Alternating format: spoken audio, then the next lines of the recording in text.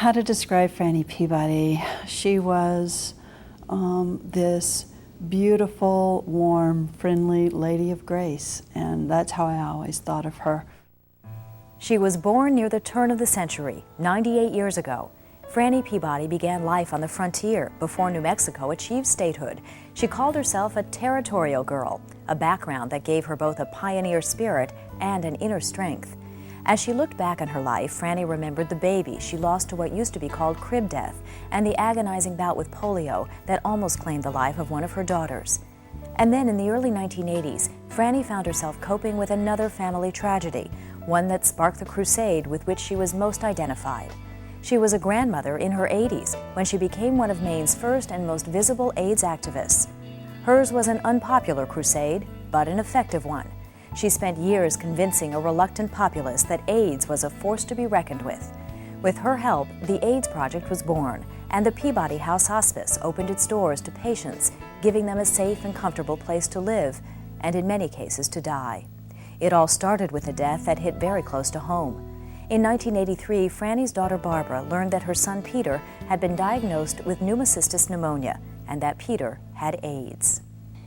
And in those days, a tray was brought to his room. The door was always closed. They left the tray outside of the closed door and ran away as fast as they could. They were so afraid of catching AIDS. Peter was one of the ones who survived pneumocystis pneumonia. It took him 6 weeks, and he was so weak he could hardly stand at the end. Then Peter's mother took him back to San Diego, but Peter continued to struggle. And he began losing his eyesight during the summer. By August, he was blind in one eye. These are the things that just, wring your heart. And he died the first part of November. He was in a coma for the last 2 days. Such a useless loss of young life, I realized very acutely, I'll put it that way, that Maine didn't have any cases of AIDS as far as we knew, but it was going to hit, and probably when it did come, we might have quite a lot of it.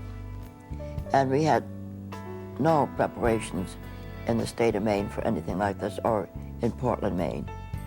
So when I came back, I knew that the First Parish Church was very understanding of gay people.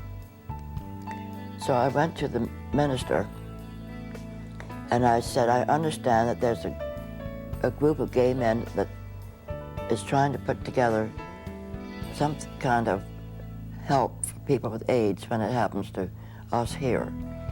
Do you think they would mind if I joined them?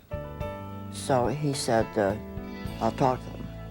So he did, and they said, no, they'd be glad if I did. So we made some plans, and that's the way the AIDS Project started. And from there, Frannie's crusade began. These people, these young people, taught me so much, and